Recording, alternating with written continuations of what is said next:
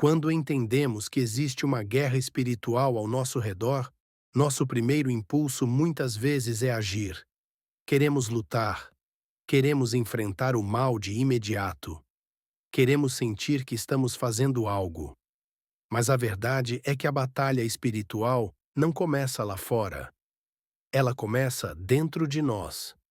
Satanás não está apenas ao redor, tentando destruir aquilo que Deus está construindo no mundo. Ele está procurando brechas, procurando rachaduras, portas abertas, momentos de distração, desgaste emocional, feridas não tratadas, pecados escondidos. Ele tenta nos cercar como um predador que aguarda pacientemente o momento exato para atacar. Por isso, Deus nos alerta, através de Pedro, que devemos ser sóbrios e vigilantes, porque o nosso adversário, o diabo, anda ao nosso redor, rugindo como leão, procurando alguém que possa tragar, alguém que já está sob o cuidado de Deus, alguém que já foi alcançado, mas que, sem perceber, abre pequenas brechas, antes de a guerra se manifestar em nossa casa, na nossa família, no casamento, nas finanças, na igreja ou no ministério, ela acontece dentro de mim. A primeira guerra é sempre pessoal. É entre o que Deus quer fazer na minha vida e o que o inimigo tenta impedir. É entre a minha carne e o meu espírito. É entre ser governado pelo céu ou ser vulnerável ao inferno. E diante disso, surge a pergunta que todas as pessoas sinceras fazem: como eu me mantenho firme? Como impedir que o mal me trague? Que posicionamento eu preciso ter na guerra espiritual? Como eu devo agir? A palavra responde de forma clara e profunda em Tiago 4:7. Sujeitai-vos a Deus, resisti ao diabo, e ele fugirá de vós. E é aqui que a guerra espiritual começa a ganhar sentido. A estratégia de Deus é simples, mas poderosa. Sujeição, resistência, vitória. Vamos entender profundamente esses dois pilares. Sujeição a Deus, o fundamento da vitória. A sujeição a Deus não é algo superficial.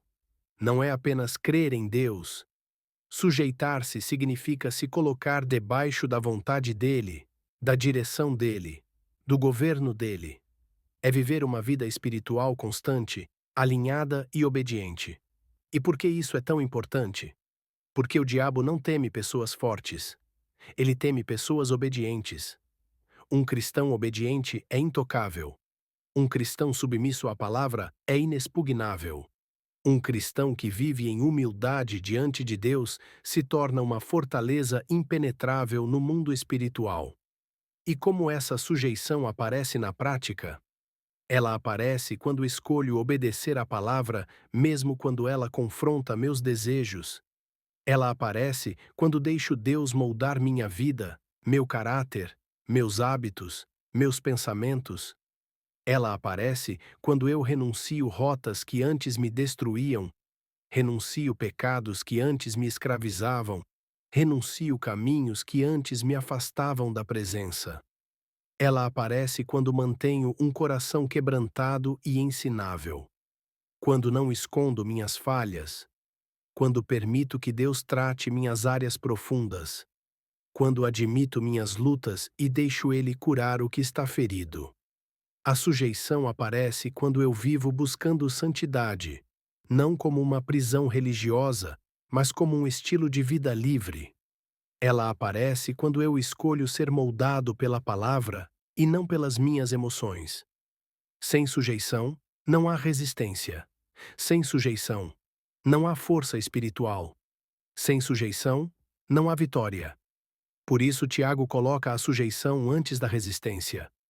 Porque só resiste ao mal quem já se rendeu a Deus. Resistência ao diabo.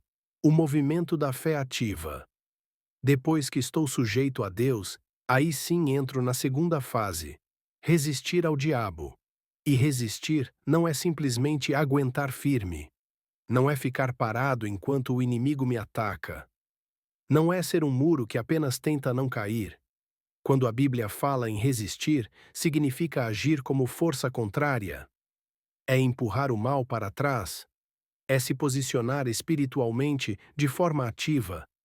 É não permitir que o inimigo avance sem oposição? E como resistimos na prática? Resistimos quando guardamos o nosso jardim, como Deus ordenou a Adão.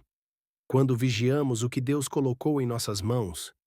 Quando cuidamos das nossas emoções, da nossa mente, do nosso coração, da nossa casa. Resistimos quando decidimos não desistir. Porque um crente desistente já está derrotado antes da batalha terminar. A fé não é sobre nunca cair, é sobre nunca parar. Resistimos quando temos discernimento espiritual, quando percebemos que certos ataques não vêm de pessoas, mas de espíritos. Quando entendemos que certas tentações não são naturais, mas armadilhas. Quando percebemos que certas guerras não se vencem com força humana, mas com posicionamento espiritual. Resistimos quando nos cobrimos com o sangue de Jesus, não como um ritual, mas como uma verdade espiritual que nos protege. Resistimos quando blindamos o coração e entregamos nossas lutas internas a Deus antes que o inimigo as use contra nós. Tentações, feridas, traumas, orgulho, vaidade, soberba. Resistimos quando usamos a palavra como arma. Assim como Jesus fez no deserto, dizendo: Está escrito. Não é minha força que derrota o inimigo. É a verdade que sai da minha boca. Resistimos quando não somos passivos, quando não permitimos que as trevas avancem sem reação. Resistimos quando obedecemos a Deus, mesmo quando nossas emoções dizem o contrário. Resistimos quando seguimos o que Deus manda, não o que sentimos vontade. E quando sujeição e resistência se unem, algo poderoso acontece, o inimigo foge, o inferno recua e o céu avança. A guerra espiritual não é sobre quanta força eu tenho, é sobre quem está no controle da minha vida. Quando Deus governa, o maligno não pode dominar. Quando Deus guia, o inimigo tropeça. Quando Deus habita, as trevas não permanecem. A batalha é real, mas a vitória é certa. E ela pertence àqueles que se posicionam da forma certa. Sujeite-se a Deus, resista ao diabo, e veja ele fugindo de você. Se esta palavra falou ao seu coração, inscreva-se agora no canal, porque ainda vamos aprofundar muito mais sobre batalha espiritual, armas espirituais, brechas, discernimento, sinais de ataques e estratégias bíblicas para vencer.